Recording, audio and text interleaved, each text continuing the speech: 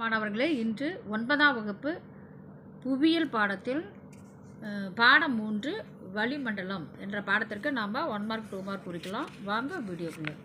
First பார்த்தீங்கன்னா சரியான விடையை தேர்வு செய்க. 1க்கு பார்த்தீங்க அப்படின்னா ஆப்ஷன் இ ஆன்சர். அடுத்து 2க்கு பார்த்தீங்கன்னா ஆப்ஷன் ஆ சரியான விடை. 3க்கு ஆப்ஷன் இ சரியான விடை. 4க்கு ஆப்ஷன் இ சரியான விடை. 5க்கு ஆப்ஷன் ஆ.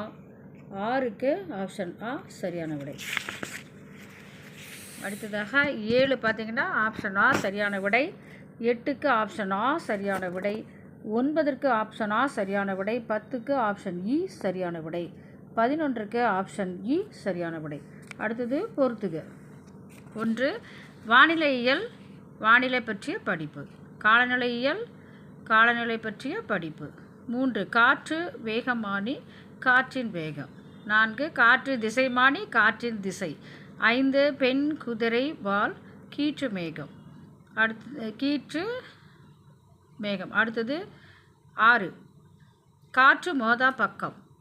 அது பார்த்திங்கன்னா மலை மறைவு பகுதி. அடுத்ததாக 7 வில்லி வில்லி ஆஸ்திரேலியா. அடுத்ததாக நம்ம சுருக்கமான விடையை பார்க்கலாம். 1 வளிமண்டல வரையறை இருக்கு. 193வது பக்கம் எடுத்துக்கோங்க. இங்கே பாருங்கள், இந்த ஃபஸ்ட்டு அறிமுகம் அப்படிங்கிற பேராவளியே இருக்குது.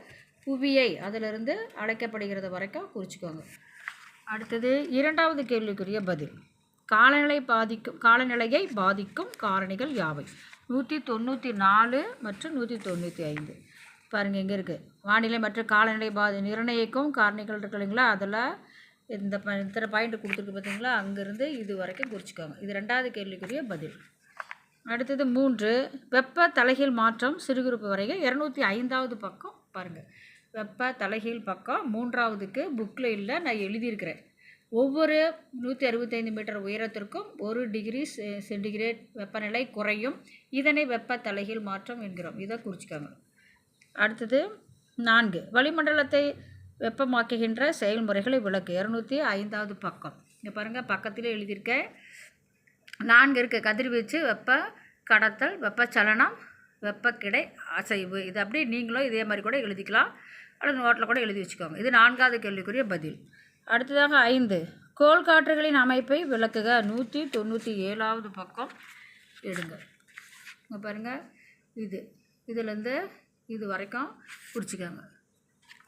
அடுத்தது 6வது சிறு குறிப்பு வரைக. 1 வியாபார காற்றுகள்.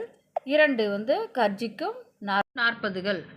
அப்போ என்ன பண்ணோம், நம்ம ஃபஸ்ட்டு ஆ குறிப்போம், அடுத்தது ஆ குறிப்போம். பேஜ் நம்பர் பார்த்திங்கன்னா 197 198. 197 பாருங்கள். ஃபஸ்ட்டு இதிலேருந்து வியாபார காற்றுகள் இருக்கு இல்லைங்களா, அதில் இதிலேருந்து இது வரைக்கும் ஆ. அடுத்தது ஆ இது இந்தியும் குறிச்சிக்காங்க.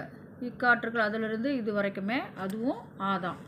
அடுத்தது ஆ 2வது சொன்னோம் இல்லையா, அது பார்த்திங்கன்னா வட தென், அதுலேருந்து இது வரைக்கும் வீசுகின்றன வரைக்கும் ஆக்குரிய ஆன்சர். 6வது கேள்விக்குரிய பதில் இதுதான். அடுத்ததாக பார்த்திங்கன்னா 7 மேகங்கள் எவ்வாறு உருவாகின்றன. Page number 205 7. இங்கே பாருங்கள், நான் 7ன்னு போட்டிருக்கேன். இங்கே எழுதியிருக்கு இல்லைங்களா, அதை பார்த்து நீங்கள் எழுதிக்கோங்க. அடுத்தது 8 மழை பொழிவின் வகைகள் யாவை. Page number 201. இங்கே பாருங்கள், மழை பொழிவின் வகைகள் இங்கே இருக்குது பாருங்கள். 3 கொடுத்துருக்கு இல்லைங்களா, 1 2 3. இது 3ஐயுமே மார்க் பண்ணிக்கோங்க. இது 8வது கேள்விக்குரிய பதில். அடுத்தது 9 பாருங்கள், சிறுகுறிப்பு வரைங்க. சாரல், மலை, பனி, ஆலங்கட்டி, வெப்பமாதல். மொத்தம் 5 கேட்டிருக்கு. ஆ ஆ இ ஊன்னு. அதை பாருங்கள். 9ல் ஃபஸ்ட்டு ஆ பார்த்திங்கன்னா இதிலிருந்து என்று அழைக்கிறோம். இது வரைக்கும் பார்த்திங்கன்னா சாரல், அதுக்குரிய பதில். அடுத்து மழை பார்த்திங்கன்னா ஊரை நிலைக்கும், அதிலிருந்து ஏற்படும். இது ஆ மழைக்குரிய ஆன்சர். அடுத்ததாக இ உறையும், அதிலிருந்து இது வரைக்கும் பார்த்திங்கன்னா பனி, அதுக்குரிய ஆன்சர். 9வதுலேயே 3வது கேள்வி. அடுத்ததாக 4 பார்த்திங்கன்னா 9வதுலேயே ஈ பார்த்திங்கன்னா இதிலிருந்து இது வரைக்கும் ஆலங்கட்டி மழை குறிச்சிட்டிங்கன்னா. அடுத்தது இன்னொன்று இருக்குது வெப்பமாதல். அது பார்த்திங்கன்னா இங்கே இருக்குது பாருங்கள், 205ல் நான் எழுதியிருக்கேன். 9ல் ஊ அப்படின்னு எழுதியிருக்கேன், அதை எழுதிக்காங்க. அடுத்ததாக இதெல்லாம் சரியாக வந்து நல்லா குறிச்சிக்கோங்க, தவறில்லாமல் இந்த பேஜை கரெக்டாக எழுதிக்கோங்க. Thank you students.